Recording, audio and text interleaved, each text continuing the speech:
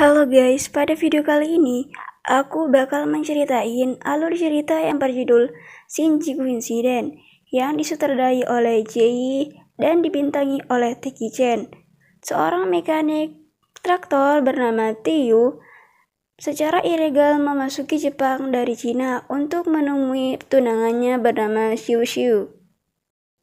Di Jepang, ia bertemu Ji dan imigran lainnya yang berasal dari Cina. Ji mengajarkan Tichu mencari uang dengan pekerjaan sebagai pemulung. Tetapi bukan hanya sebagai pemulung, Tichu diajari menjadi penipu.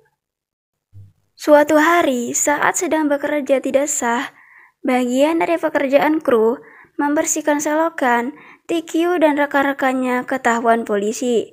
Karena tidak mau tertangkap, Tichu dan lainnya berusaha melarikan diri. Di tengah pelariannya itu, Tichu menyelamatkan polisi yang bernama Kitano yang nyaris hampir tenggelam. Karena merasa berhutang budi, akhirnya Kitano menghentikan mengejar Tichu. Suatu malam, Tichu yang bekerja di restoran bersama Ji melihat Xiu Xiu tunangannya bersama pemimpin Yakuza yang bernama Eiguchi. Sedih melihat tunangannya bersama pria lain, ia bersama Ji minum minuman dan bersenang-senang menyewa wanita malam. Setelah bangun, Tichu ingin menjadi warga negara Jepang yang sah, bagaimanapun caranya. Tichu dan teman-temannya kemudian melakukan operasi pencucian uang dengan sangat agresif. Sayangnya, pemimpin geng Taiwan bernama Gao menemukan salah satu mesin permainannya telah dicurangi.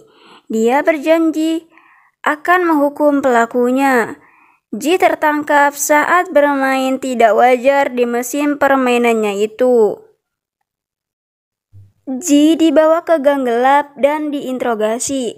Merasa tidak mendapatkan jawaban yang memuaskan, Gao menyayat wajah Ji dan memotong tangan kanannya di gerobaknya sendiri.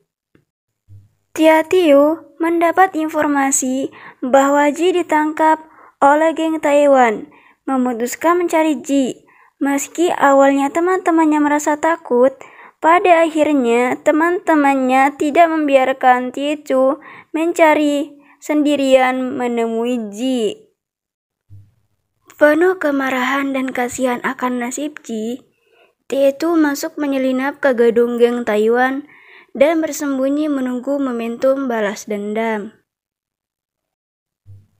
Tetapi Tichu mendapati persekongkolan antara kelompok Togawa dan geng Taiwan untuk membunuh Eguchi.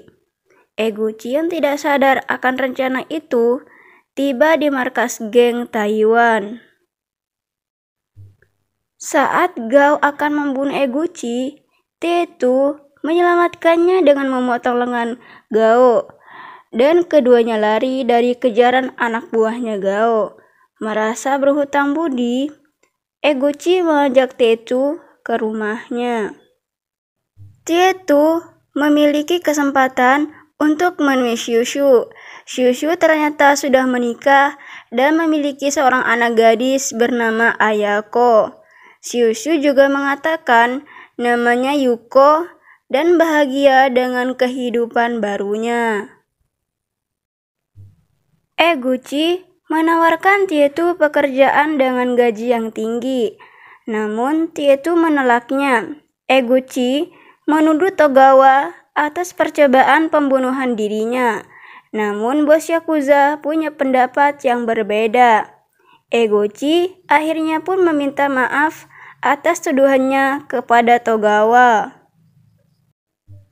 Eguchi menemui Tichu dan menawarkan pekerjaan sebagai pembunuh bayaran. Tichu menyetujuinya dengan dua syarat. Syarat yang pertama, geng Taiwan harus diberikan kepadanya. Syarat yang kedua, ia meminta dirinya agar menjadi warga negara Jepang secara sah. Bagi Eguchi, Hal itu sangat mudah diberikan kepada Tietu. Tietu membunuh semua targetnya. Akibat kejadian itu, perang gangster terjadi di jalan-jalan umum. Tak lama, Eguchi, Tietu mendapatkan apa yang ia inginkan. Tietu melakukan segalanya untuk kehidupan yang lebih baik bagi saudara Tionghoanya. Namun, ia tidak tertarik mendapatkan uang dari kekuasaannya di sana. Tietu menyerahkan semua kepengurusan kepada Ji. Tietu pun melakukan pekerjaan kesukaannya, yaitu berbisnis traktor. Kitano menemui Tietu untuk mengatakan bahwa teman-teman Tionghoanya sudah mulai melakukan tindakan kriminal. Kitano menegaskan segera mengurus ini. Kalau tidak, ia akan menangkap teman-temannya dan juga dirinya. Namun, jika Tietu punya bukti yang memberatkan Eguchi, Kitano membantu agar teman-temannya aman. Malamnya, Tietu dan Kitano datang ke markas besar untuk memperingatkan rekan-rekannya tentang masalah saat ini yang mengancam diri mereka. Namun Ji yang berubah drastis dari yang dulu menolak dengan keras. Eguchi yang ada di sana juga ikut memprovokasi teman-teman Tietu. Melihat Eguchi, Kitano berniat menangkapnya. Namun Tietu menghalanginya dan terjadi keributan di sana. Sementara itu, Yakuza tidak bisa mentolerir kepemimpinan Eguchi. Yakuza yang dipimpin Nakajima, mantan bawahan Eguchi, masuk ke dalam gedung untuk mencari Eguchi. Yakuza membunuh semua orang dan hanya menyisakan Eguchi, Tietu, dan Kitano. Saat akan keluar, Eguchi tertembak oleh geng Yakuza. Eguchi memberikan Tietu sebuah flash disk yang berisi data kepemimpinan Yakuza. Dan saat itu, Kitano meminta bantuan dan lari dari gedung itu.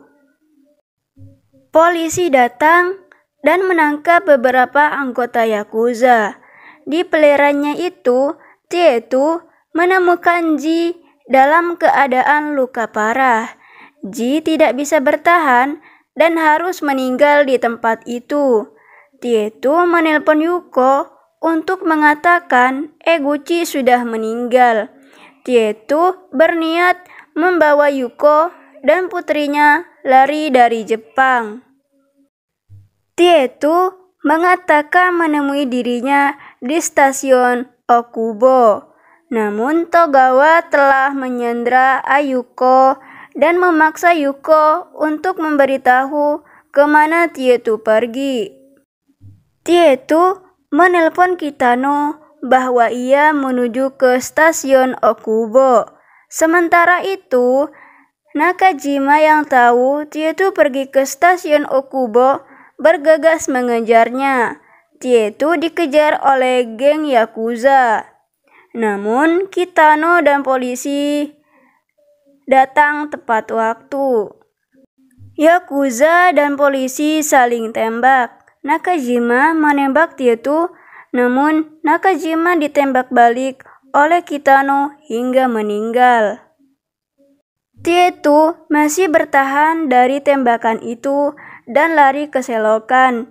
Kitano mengikuti dan menemukan Tietu sudah berada di dalam air.